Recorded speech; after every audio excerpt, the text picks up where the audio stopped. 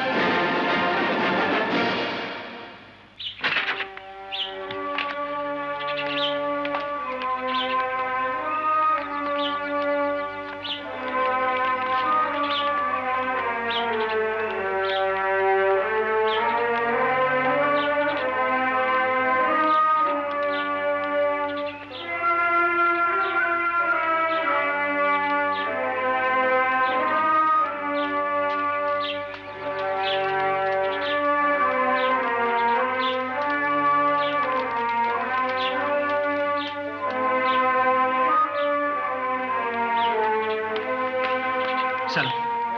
اما اصولی فرخ لقا خانم. این جغد باز این طرفا پیدا شد. به به چه جمعی. چه عجب از این طرفا. رفته بودم سرسلامتی خونه منیر خانم، برگشتنی گفتم یه سریم به شما بزنم. کدوم منیر خانم؟ منیر خانم دیگه، دختر اعتماد الممالک. بله. بیچاره این آخریا چه بد آورده. شوهرش بیچاره ظهر از اداره میاد خونه، میره لب حوض دست و روشو بشوره، سکته میکنه میفته تو پاشوره. بیچاره سنی هم نداشت، تا دکتر بیارن تموم کرده بود. امروز عصر مجلس ختمشه، همه میگن از قصه شوهر خواهرش دیق کرده.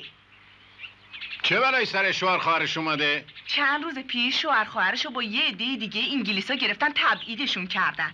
میگن همشونو با قل و زنجیر فرستادن عراق. انگلیسا؟ بله. چرا؟ ماشالله این خانواده‌ام اینقدر بزرگه که هر روز باید رفت مجلس ختم یکیشون. اسدالله صبر کن ببینم. خانم گفتین انگلیسا یه عده گرفتن فرستادن به عراق؟ بله آقا، بیچاره شوهر خواهر اعتمادم جزوشون بوده. بیچاره اصلا تو این کارا دست نداشت. انگلیسا دست به کار شدن. پوری قاسم بریم خونه، بریم.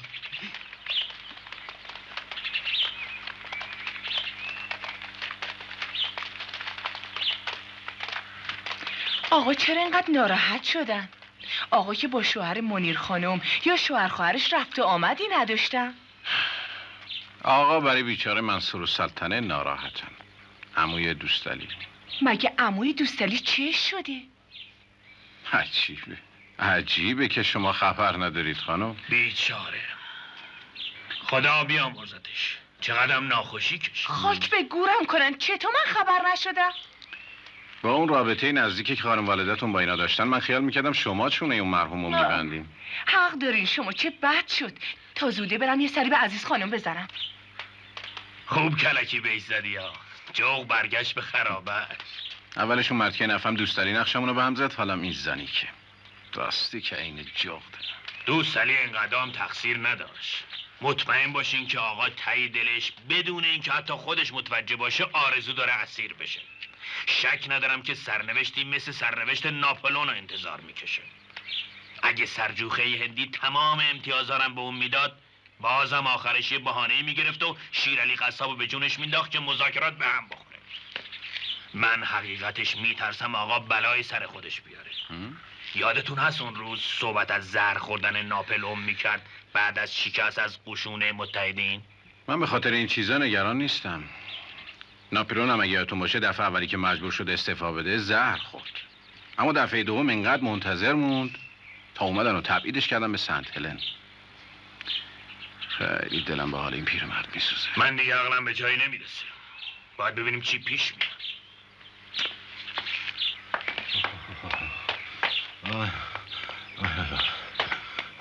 استالله، من یه فکری کردم. چطوره با سردار مهارت خان خودم یه صحبتی بکنم؟ راجب آقا؟ نه، راجب اون قالیچه‌ای که اون سرجوخه هندی اشتیاق خان شارلاتان گرفت و خورد.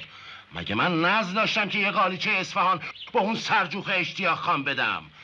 این وسط هم صورتم به این روز افتاد، هم قالیچم از دستم رفت. مومنت آقای سرهنگ، باز میخواین قال را بندازین؟ ماشاءالله آقای سرهنگ، شما برادرتون داره از بین میره، هنوز فکر قالیچه هستی؟ شما نبودین که میفرمودین ناظرین جون خودتون رو در راه خانداداشتون بدین؟ بله. من برای خانداداش نگران نیستم. خانداداش بیدی نیستن که از این بادا بلرزن.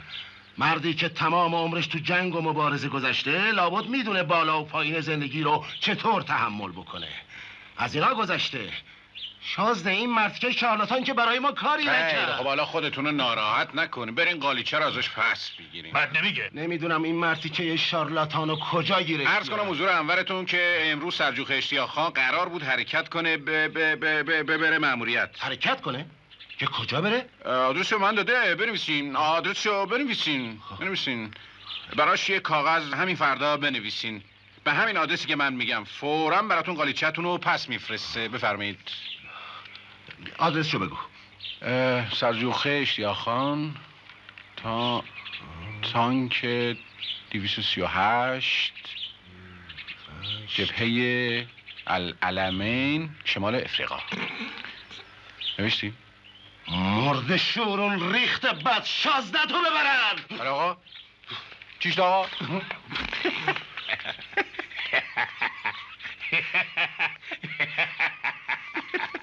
اون روز بعد از ظهر مشقاسم پیغام آورد که لیلی میخواد منو ببینه.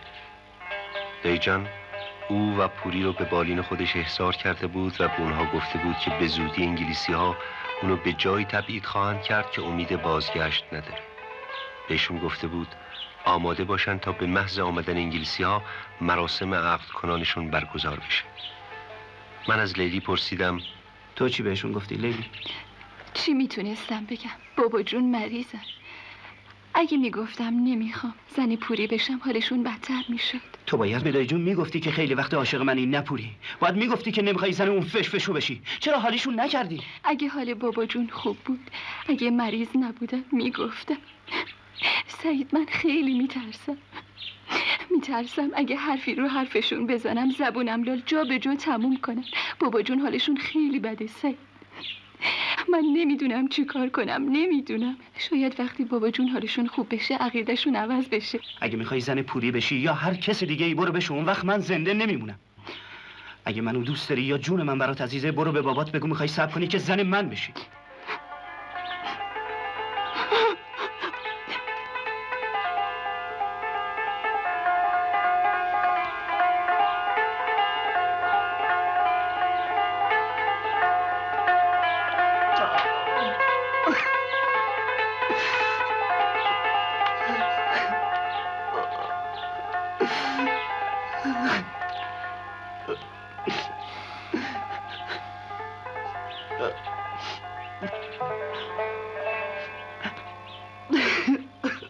ببینم، به من نگاه کن ببینم.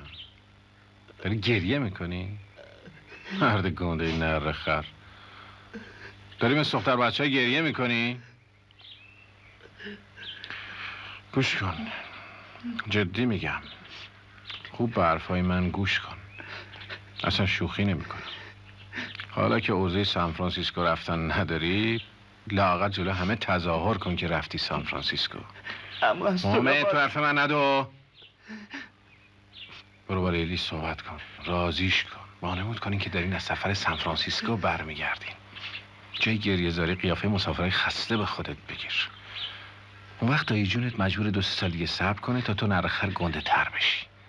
یا مجبور میشه همین حالا ایشالا مبارک با دور را بندازه. مطمئن باش. اما اصلا راضی نمیشه. اگه منم راضی بشم اون راضی نمیشه. من اینو خوب میدونم. خیلی خب، پس بذار همون پوری نابغه بشه. نصب عربی فشفشو. اما اصلا حالا هیچ راه دیگه ای به نظرتون نمیرسه؟ چرا؟ راه دیگهش اینه که بنده رو عقد بفرمایید. اما اصلا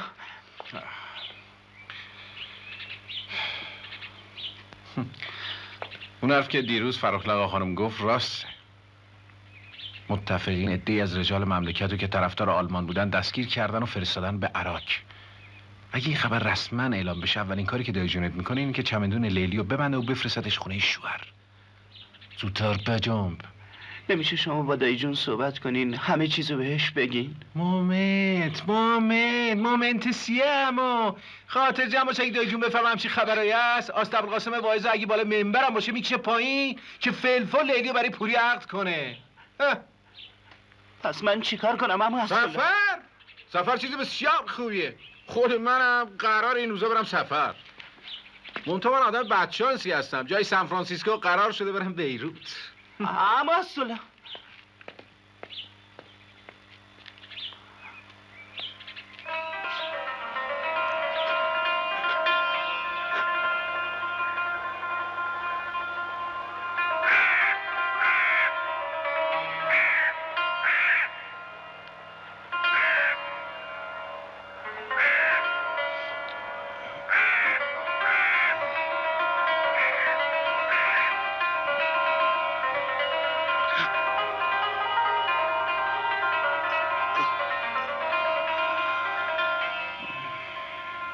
شکر خدا که حالتان بهتره بابام جان.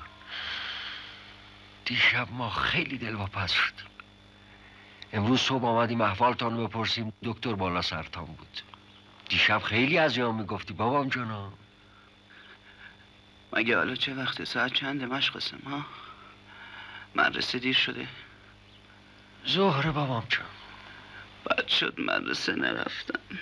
دل ما میخواست آقای دکتر حالا شما رو میدیدن. نامسلمان دیشب میگفت حکمی شما حسبه گرفتی. قدرت خدا این دکترها گاو میشه با کمانچه فرق نمیذاره. ضعف دارم. چرا لباس مهمونی پوشیدی؟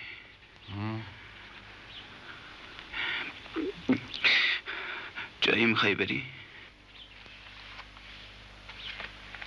والا بابام جان دروغ چرا؟ تا قبل ما دیگه امروز و فردا باید بریم.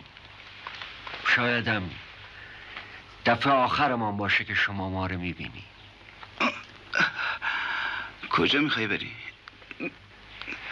انگلیسی ها شایدم همین الان توی راه باشن. دیگه هر بدی و خوبی از ما دیدی حلالمان کن بابام جان. دایی جون حالشون چطوره؟ واخ نپرس. خدا نصیب هیچ مسلمانی نکن.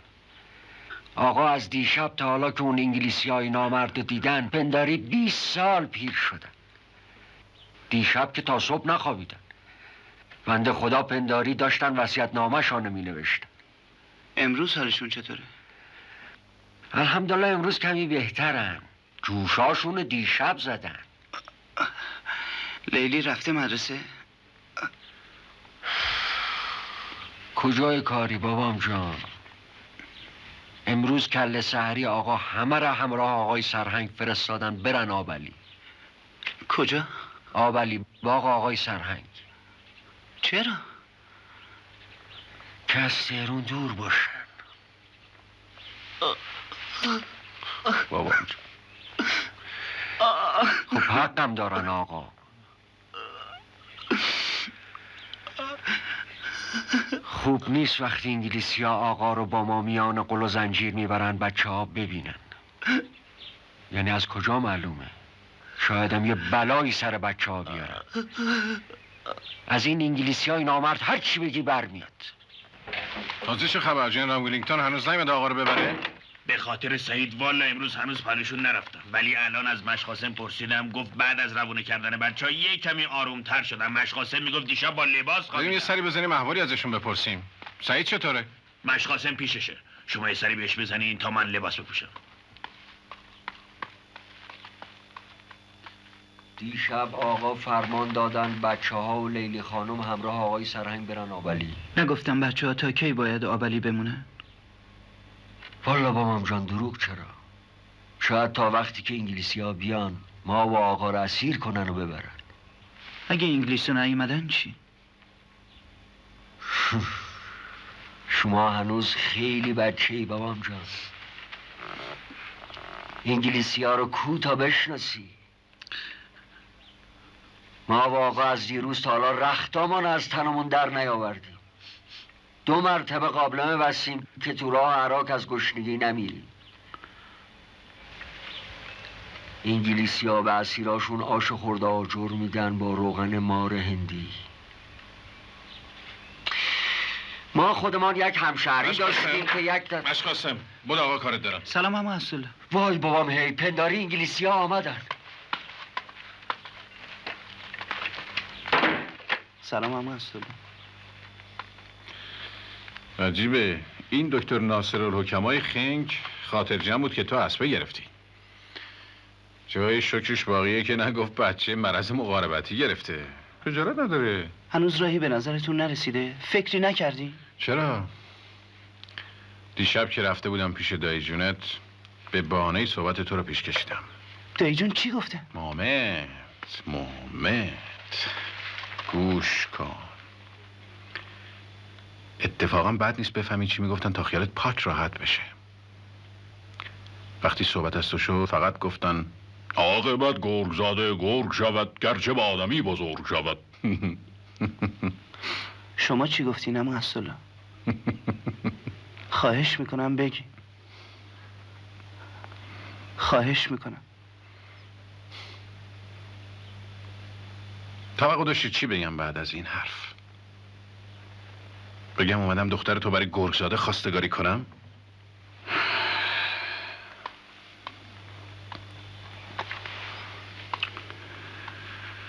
والا غیر از سکوت چیزی به عقلم نرسید.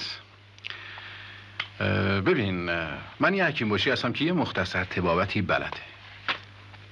وقتی مرض سرماخوردگی باشه یه گلگاو زبونی چیزی میتونم تجویز کنم. همون روز اول یادت یه سان فرانسیسکوی مختصر تجویز کردم، مریض به دستور من عمل نکرد.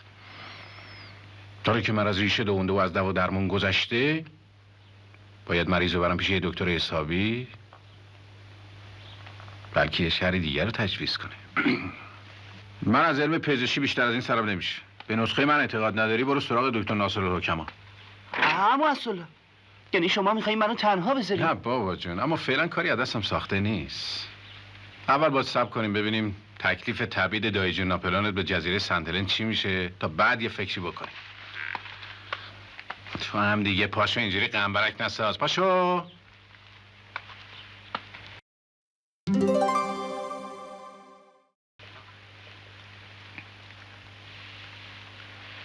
شما مثل این که رنگتون پریده. دیشب خوب نخوابیدین؟ بهتره بفرمین استراحت کنین. ما استراحت همونو کردیم، حالا وقت بیداریه. اسدالله من ممکنه از خستگی ضعیف شده باشم، ولی میخوام اونا بدونن که یه مرد جنگی حتی در موقع اسارتم یه مرد جنگیه. نمیخوام انگلیسا منو ضعیف ببینن. مرد جنگی مگه نباید استراحت کنه؟ حتی ناپلون هم وقتی منتظر رسیدن قوای متحدین بود خواب استراحتش سر جا بود. انگلیسا میخوان منو خورد شده و تموم شده دستگیر کنن تا فردا توی تاریخ اسم منو آلوده بکنن.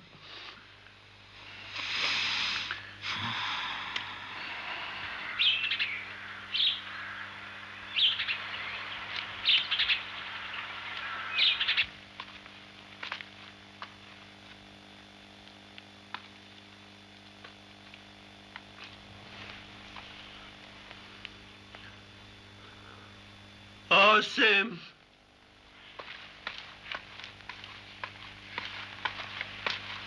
بله آقا. اون گترا و هوای منو تو چمدون گذاشتی؟ همونایی که رو کفشتا میبندی؟ بله همونا 2 جفت بود با هوا.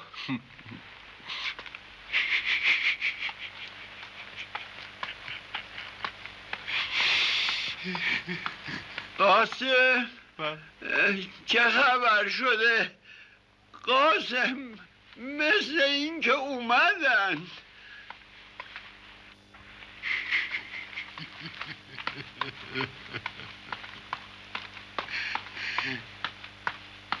من به همه کارا سر و سامون دادم. حالا با خیال راحت به اسارت میرم. فقط یه خواهشی دارم.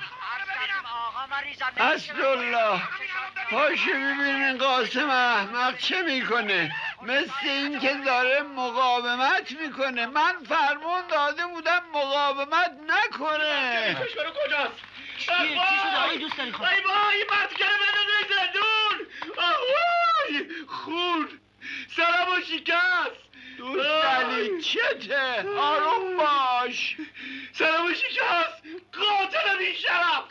ای وای وای وای سرم خدا. کافشو دوست داری من نمی‌بینی آقا حالشون خوب نیست. تو بی چشم رو یا بی آبرو خفه شو. حیف این فامیل که تو قوم خیشه. دوست داری چه مرگت چی شده ساکت؟ آخه بی شرف نمیزنه که. امید معلوم میشه هر کسی تو سرت زده خوب جای زده. اما یه ذره عقلت هم از دست دادی؟ چرا میخواد پاچه منو میگیری تو؟ تو بی شرف دیشب فرخ لقا خانم و فرستادی خونه ما فاتحه عمو جون منصور سلطنه. آخه عموی بیچاره من چه ایزا بزنی به این فروخته که اینقدر آرزوی مرگشو داره؟ چرا؟ دوستانی چته؟ این لحظه های حساس وقت دعوا نیست. بگو چی شده؟ یا باید این استشهاد و همه فامیل امضا کنن یا من دیگه اسم این فامیل رو نمیارم. من جزو شما نیستم. چه استشهادی؟ سرتو چرا بستی؟ از اون رسل اوباشی که آوردین دختر بهش دادین بپرسین. از اون بیشرف و بی آبروی تریاکی. از اون پدستک قیاس آبادی که با پراجر زده سر منو شکسته بپرسین. باریکلا آسپیران قیاس آبادی. میبینین آقا؟ میبینی؟ حالا تو این استشهاد چی نوشته؟ بفرمایید. این گواهی دکتر ناصرالحکما که تصدیق کرده قمر مرض روحی داره. اینم استشهاد اهل محل. آقا این دختر بیچاره دیوونه است. این مدکه شالاتر قیاس آبادی داره تمام ثروتشو میخوره. زمینای اکبر آبادو داره میفروشه. از آقایان محترمی که اطلاع دارن ملک محمود آباد متعلق به این جانب بودن. چه دوستانی انگار اومدن. کجاست این دوستانی؟ پدری ازت بسوزونم که تو قصه ها بنویسن. آقای آسپیرین از روی دامادت خجالت بکش. مردش رو این داماد من. چه غلط ها؟ چه شنی؟ پدر و پدر بزرگتان باید بیان که داماد کار کنن. میخوام 70 سال سیاهی همچی کارآبرداری میزنم دک و دنده تو خرید کنم ها. برای کنار ده.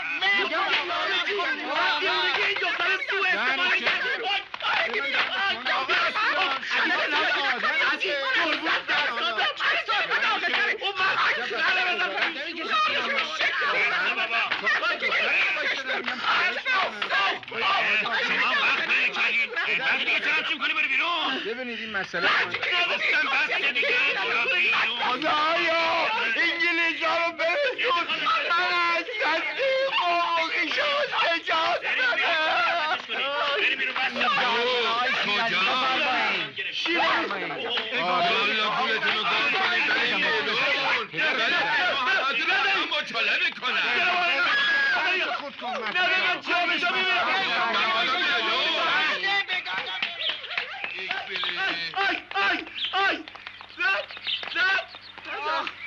یا دادمه اونامو خورد کردی دیگه سونش دانه بلده زمین منو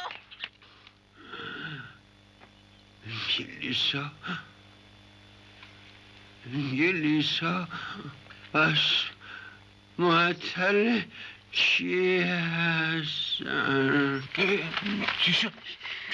وای بابا هی آقا خدایا خودتان به خیر بگذارانی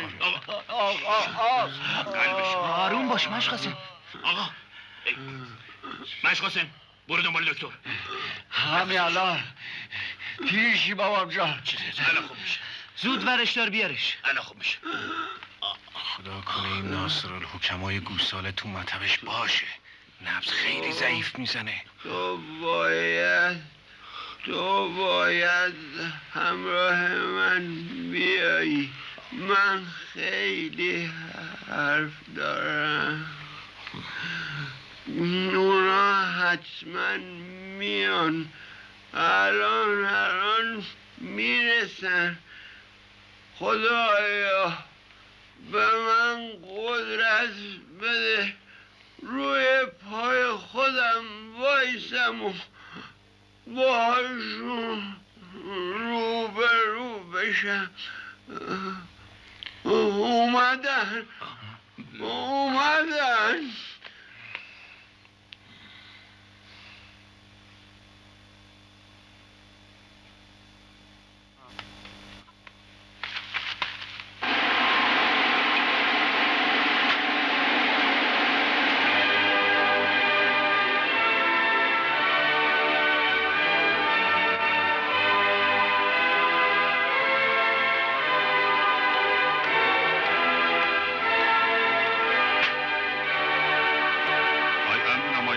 کل قشون امپراتوری انگلیس می باشم. مستر چرچیل به شما سلام مخصوص رساندید. مستر چرچیل دستور داد شما باید تسلیم شد. اکسکیوز می، باید مرا ببخشید. ولی من مأمور هست باید شما دستگیر کرد. خواهش میکنم هیچ مقاومت نکردید. من دستور به قاسم دادم مقاومت نکنه.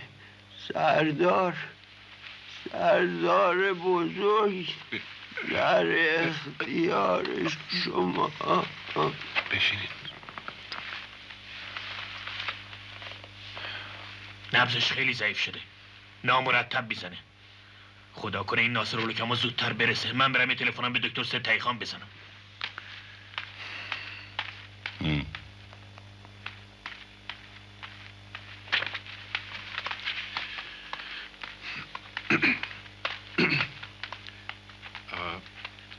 Excuse me. باران نرده وایسا. چه جان شما نمیشه. من نمک پرورده. از پول پارچه این بیرقا بگیر باران جان. تعارف بابا نکن. این روزا جان این من بیرقا بگیر. داخل هر خانه ای هست. جان آخر مرگ من آردواس بگیر. بابا جان شما یه کار کوچیک از ما خواستین. ما بیام جاش پول بگیریم. گفتم من بمیرم این تن بمیره. ما کاری نکردیم. این لباس سربازی رو تو باغ پوشیدیم آمدیم یک کلمه حرف زدیم. این که آردواس عصبانی میشم ها. عصبانی میشم حالا دیگه. که دستور میفرماییم بچشم. اما جان شما خجالت داریم. دستور چیه؟ دست شما خجالت درد کدومه؟ بله تشریف بیار. هیچ اما قابل شما اصرار نمی‌کردید من نمیگرفتم. میکنم. جان شما جدی خیلی بود. متشکرم. باریکلا عالی بود. اما بین خودمون مرسی. بمونه. زود گنا لباس عوض کن. مرسی. امشب میام میبینمت. شات مرسی. خیلی متشکرم. باریکلا. انشالله بتونم یه روزی جبران بکنم. قربان حضرت والا. قربون تو آقا. سیسو. خیلی ممنون. استیشن. بارف به دوستان برسون. خب. باریکلا شازده. دست خوش. این از کجا گیر آوردی؟ این اردواز دیگه. باران اردواز. عرق فروشه. دکش پاتوق بچه هاست. قیافش عین انگلیس ها. من واقعا خیال کردم انگلیسیه. بچه ها اسمشو گذاشتن مستر اردواز. چند روزی بود تو کوکش بودم. آقا چطور حالش؟ ها؟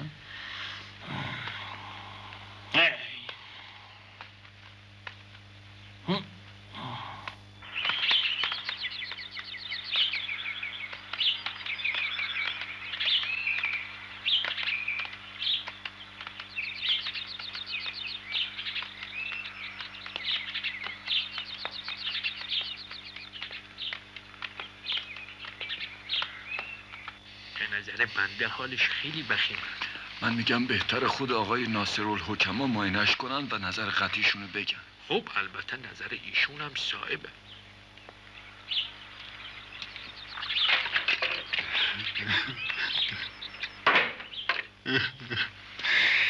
خدا به قسمت زهرا ذلیلشان کنه که هر چه آقا میکشد دست اونا میکشه.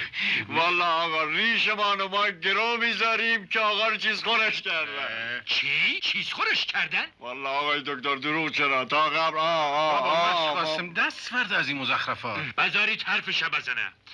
اتفاقا خود بنده علائم مسمومیتم مشاهده کردم. دکتر جون، این مریض رو سالهاست من معالجه میکنم. این عوارض رو تو همه حمله های قلبی گذشتم داشته. بله میدانم آقای دکتر، حرف شما درست. ممکنه شما مریض بهتر از بنده بشناسین، ولی بنده پزشک قانونیم. صبح تا غروب 100 تا مریض مسموم مشاهده میکنم.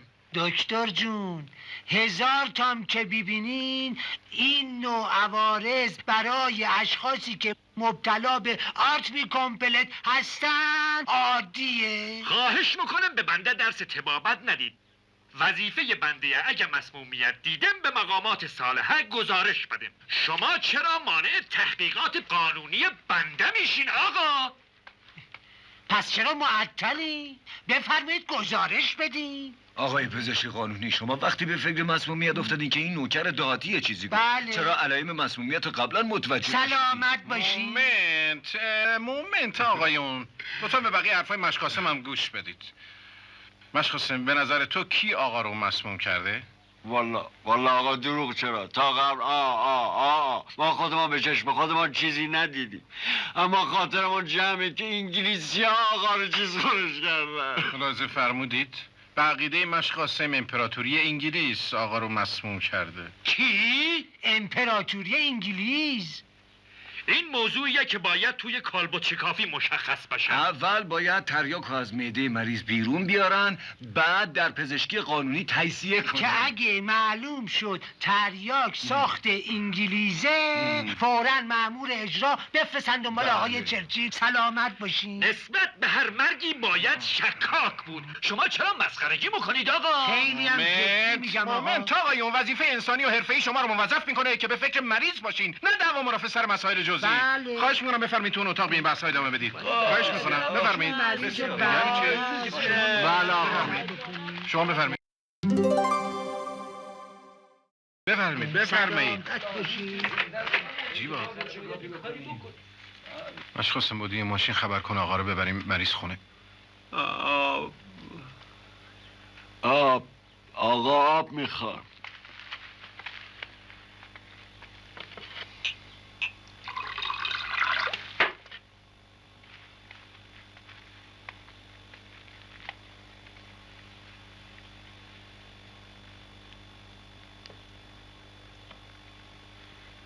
آقا رفتن. آقا ما رو با خودشان نبردن.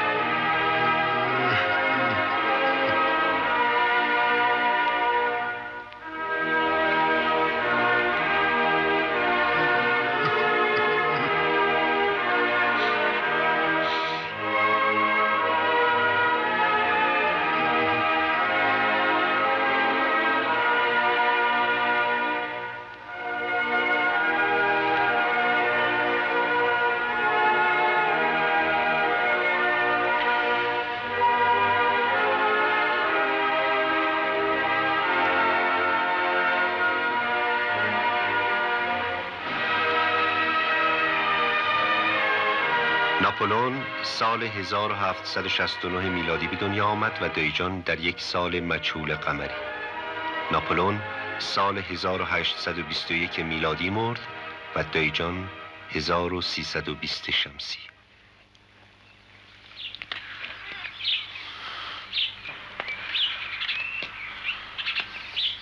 هنوز هوش نیامده؟ یه نفر رو با ماشین بفرستین دنبال سرهنگ بره آبلی، طوری بهش خبر بدن که نگران نشه. بسپرین لیلی رو با خودش نیاره.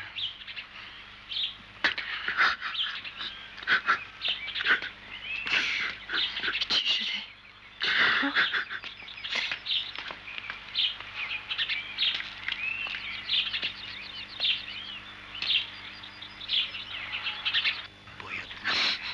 بشه عرض کردم بنده پزشک قانونی هستم و طبیعیه که با دید دیگه‌ای به این قضیه نگاه کنم. باشی ولی دلیل نمیشه که در مورد تشخیص من که سال هست تو زیر نظر به هر حال شما ابدا به مسئله مسمومیت نداشتین آقایون. من اتفاقاً برعکس آزمایش نکردم. باید دید آیا قلبش سالمه، هنوز خوب کار میکنه یا نه. البته که خوب کار میکنه آقا جان، این ساعت کار میکنه. چرا مطمئن نباشی؟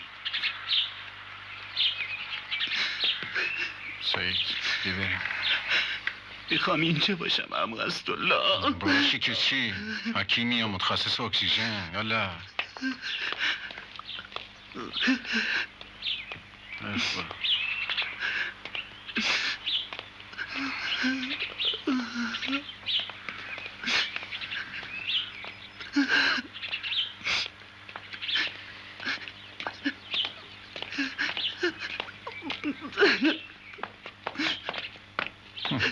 باز این جغد پیدا شد.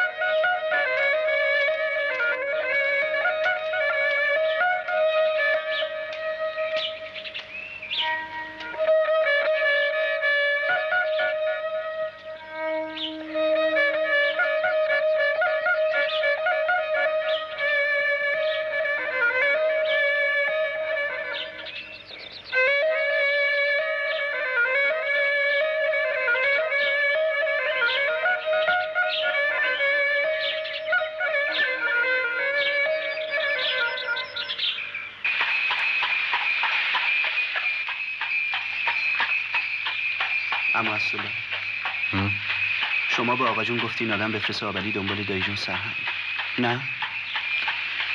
خب بله.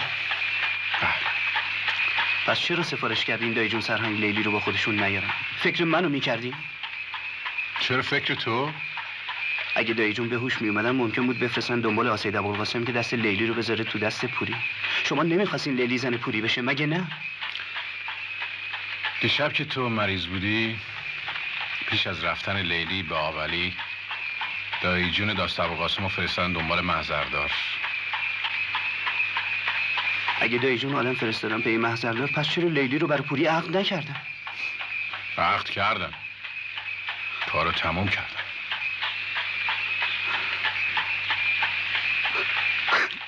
هی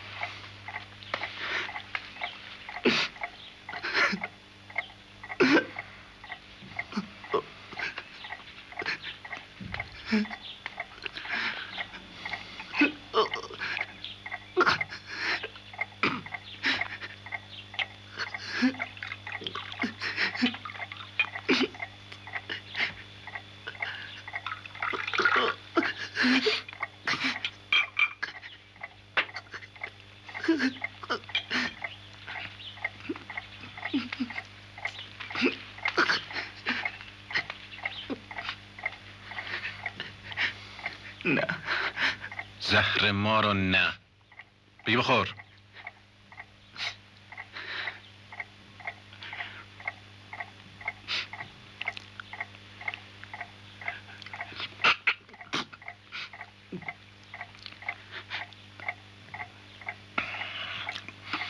بخور.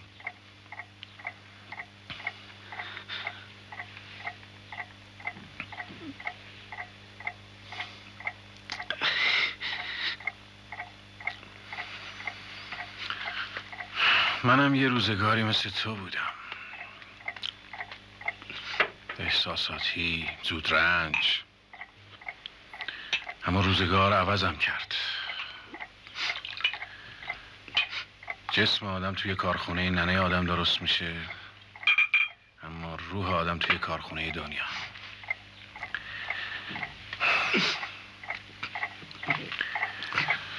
تو قضیه زن گرفتن منو شنیدی؟ یه چیزایی میدونم. یعنی شنیدم که شما زن گرفتین و بعد طلاقش دادین. به همین سادگی؟ زن گرفتم بعد طلاقش دادم؟ بیا بخور تا برات تعریف کنم. دیگه نه، نمیخورم. مومنت، غلط میکنی نمیخوری. به سلامتی.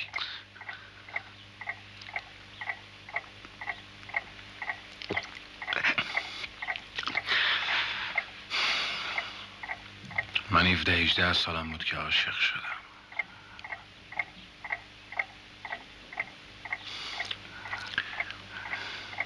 عاشق کی؟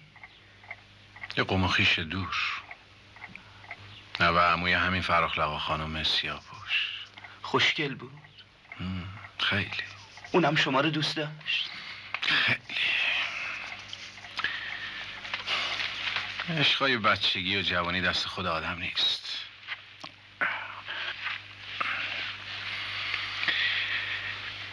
بابا ننه ها بچه هاشون عاشق هم میکنن.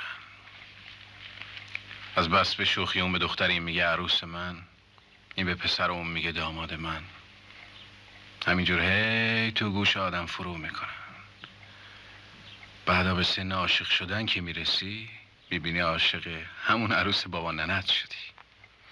اما همین بابا ننه ها وقتی که فهمیدن روزگار من و اون دختر رو سیاه کردن. آخه چرا؟ بابای اون برای دخترش یه شوهر پولدارتر از من پیدا کرده بود. بابای منم برای پسرش یه عروس اسم و رسم دارتر. منتها ما از اون نرفتیم. اینقدر کتک خوردیم و فحش شنیدیم تا خسته شدن و مجبور شدن ما دوتا رو به هم بدن.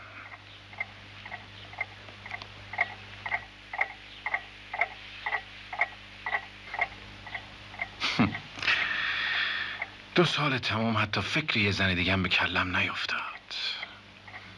دنیا، آخرت، خواب، بیداری، گذشته، آینده و هر چیز دیگه برای من تو وجود اون زن بود.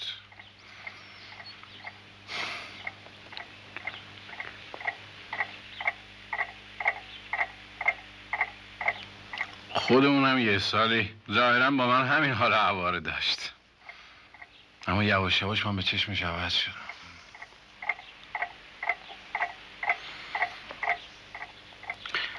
شما که خیلی همدیگر دوست داشتید، چرا اینجوری شد؟ یه رفیقی داشتم همیشه میگفت سال اول که زن گرفتم زنم اینقدر خوب و شیرین بود که دلم میخواست بخورمش. اما سال سوم پشیمون شدم که چرا همون سال اول نخوردمش.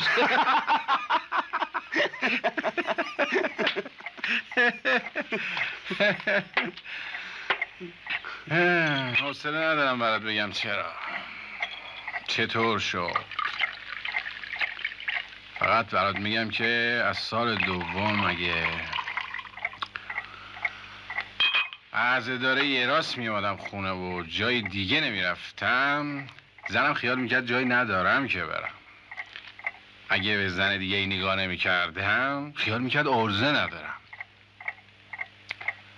یادت چند دفعه از من پرسیدی این عکس کیه؟ همین دوستتون؟ آره یادمه. مومنت همیشه به تو گفتم یکی از دوستان قدیمیمه، اما این دوست من نبود. نجات دهنده من بود. نجات دهنده شما؟ بله، نجات دهنده من.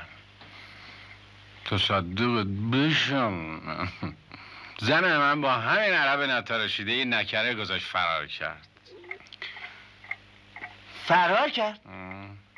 شما هیچ کاری نکردی؟ طلاقش دادم.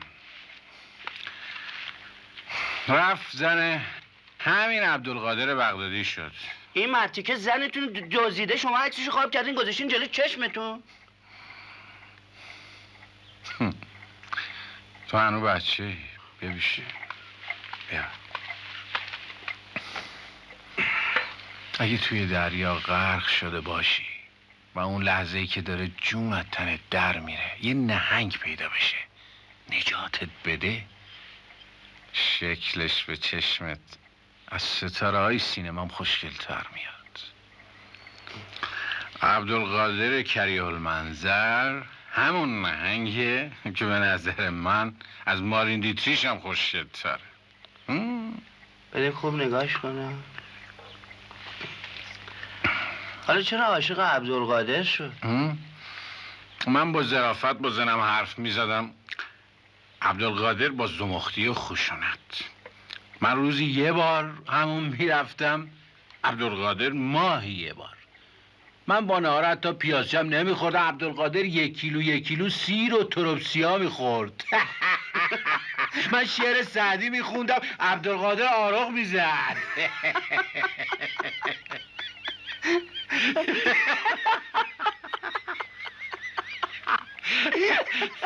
وقت تو چشم زنم من بیهوش بودم، عبدالقادر باهوش. من زمخت بودم، عبدالقادر ظریف.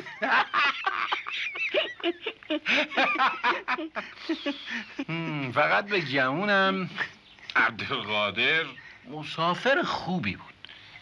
دست و سفرش محشر. یه پاش اینجا بود، یه پاش سان فرانسیسکو. اما اصلا چرا اینا رو برای من تعریف کردی؟ ذهنت باید یه کمی روشن بشه.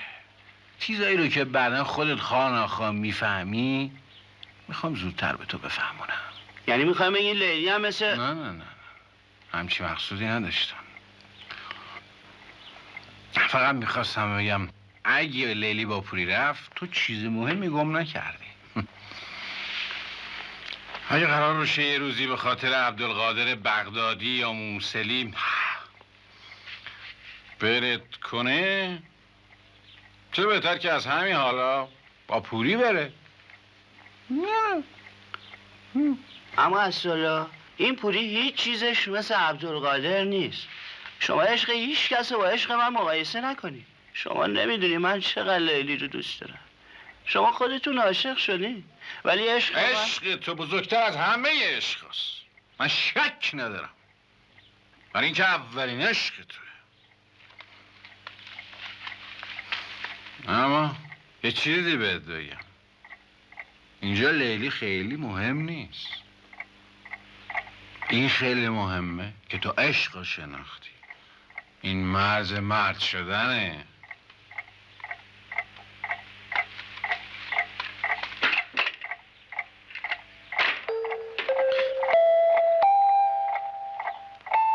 من یک روز گرم تابستان دقیقاً 1 روز 13 مرداد حدود ساعت 3 و ربع کم بعد از ظهر عاشق شدم.